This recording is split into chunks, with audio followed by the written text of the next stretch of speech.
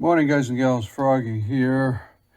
This is going to be a separate video on installing the front sight of this LPA target sights.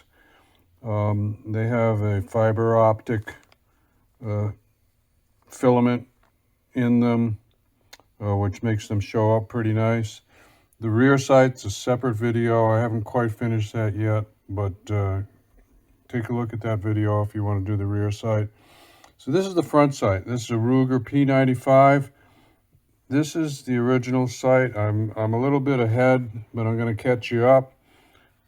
That's the original sight. I had painted it with a fluorescent green, and then I decided to replace it. This is the LPA replacement front sight. You can see the fiber optic there.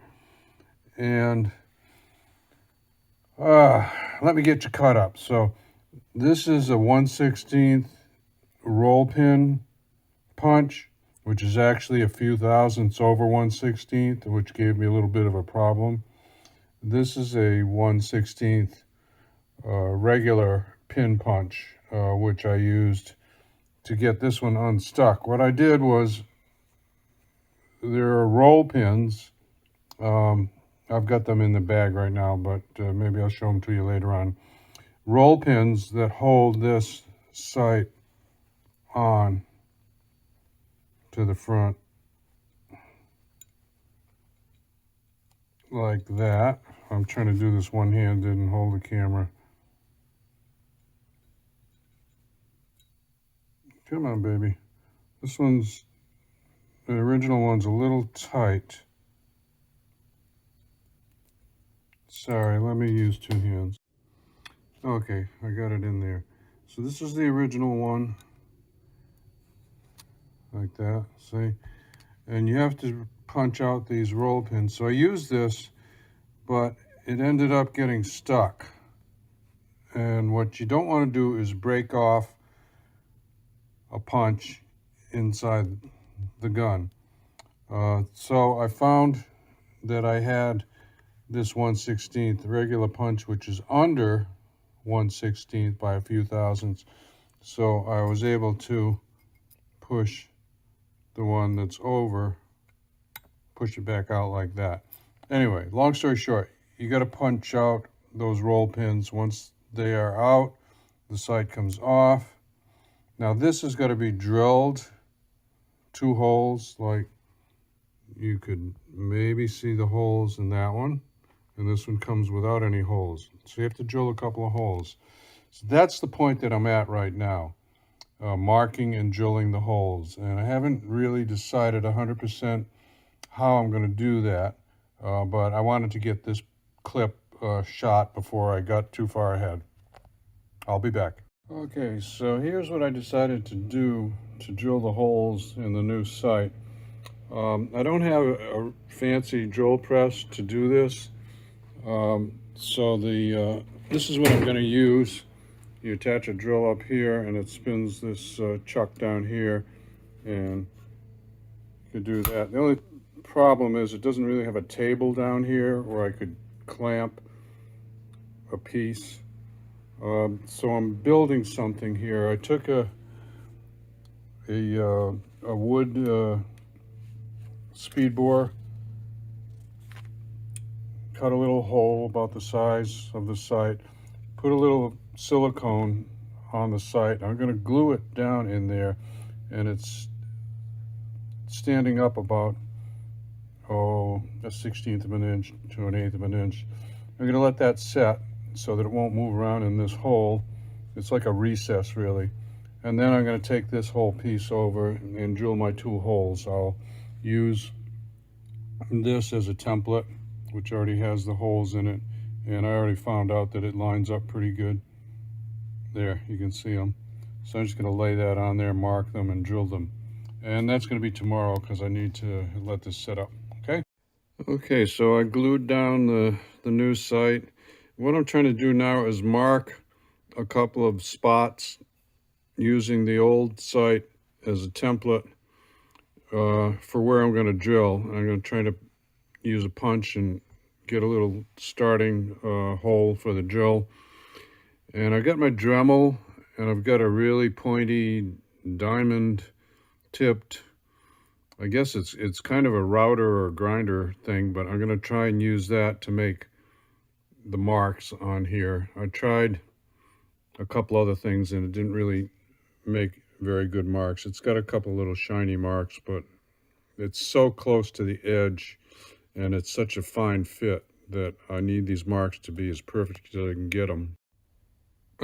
Sorry I couldn't really get that on camera for you, but I got a couple of marks now that are decent.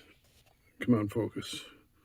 Decent, better marks than what I had before. Now I'm going to punch them with that punch that I've sharpened that to a pretty good point, and then I'm going to try the drill. So there's the side by side with the correct holes on the old one and the punch marks for where I'm going to drill. I think they have drills for Dremels, but I don't think trying to hold my hand steady enough and get through there. I think a press is the way to go. There's one hole. Sorry for the strobe effect. And one to go. It looks not too bad. I'm having some trouble with this because unlike a normal drill press where you turn a handle and it puts pressure down, I have to put the pressure down myself, and this spring is pretty stiff, and I'm trying to be extremely accurate where I'm drilling, so the whole thing is a little difficult. So I got up on a little ladder to try to get a better angle on the drill, and that did the trick. So for whatever it's worth, I got my two holes. They look a little closer together. I'm going to line them up again. But, you know, if I can get the pins through and lock it down, then it's going to be good because all my adjustment's going to be on the rear side, windage and elevation. So let's try it. There's 1 or 2 millimeters off on the spacing of the holes. I've got a roll pin started on each side. I'm going to have to figure something out. I might have to make one of those holes bigger to be able to get both roll pins in. I did get one in as far as the slide would let me. So that's into the hole, probably to the other side of the hole there. This one's hitting some of that misalignment of the hole, so I'm pretty sure I'm going to have to drill out one of those holes a little bit bigger, whichever one is not close to the edge of the new site, and then try it again. I'm going to knock off for today and I'll pick it up tomorrow. Okay, bye. Okay, right here, I just masked it off and painted it. That's the front sight. Make sure you don't get paint on the fiber optic tube. I had to drill the holes bigger, basically because I didn't exactly make them in the right spots. And I had a lot of trouble with getting the size right, making the holes bigger without making them too big, because you don't want them too big because then your sight would be loose. So anyway, long story short, used my Dremel and some little diamond tipped, right there in the middle of your screen, diamond tip, I don't know if you call them drills or what you'd call them. And I think I've got it where I need it to be right now. I'm going to start putting the rear sight back together. Remember, I took it all apart so that I could, and I had trouble fitting the rear sight too. So anyway, now I'm going to start putting together the rear sight, give the front sight another coat of paint, and then it should be done.